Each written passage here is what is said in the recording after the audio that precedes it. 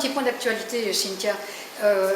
Valais a connu hier apparemment un nouvel incident et apparemment c'est grave. Vous avez des informations un peu plus précises? Oui, on a fait une réunion de la cellule de crise là tout à l'heure à 11 h. Et donc aux dernières nouvelles, donc déjà je leur ai signifié dès hier l'arrêté de suspension de l'activité de l'usine parce qu'on voulait absolument y voir clair avant de pouvoir autoriser la poursuite de l'activité. Ça c'était la première chose. Dès hier également, nous avons envoyé sur place une mission de la DIMINC et de la direction de l'environnement pour enquêter auprès du personnel de Valais sur ce qui s'est passé.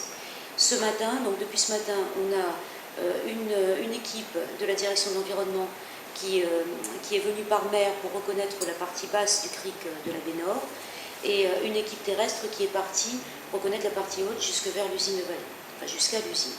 Et nos équipes sont accompagnées des observateurs de l'œil et donc ils font des prélèvements d'eau, etc.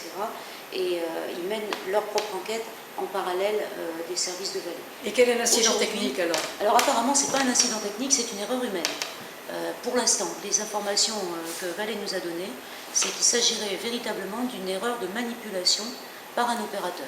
Là, ce qui est inquiétant, c'est que d'après nos informations, l'erreur de manipulation se serait produite vers 22 h mardi soir, et Valais n'a identifié cette erreur et ses conséquences que mercredi à 14 h. Donc là, on a recensé, là où je vous parle, enfin à 11 h, ils avaient recensé 300 poissons morts dans le cric, pas dans la baie de Prony. Et donc ils doivent mettre un filet en place pour empêcher que les poissons morts ne partent dans la baie.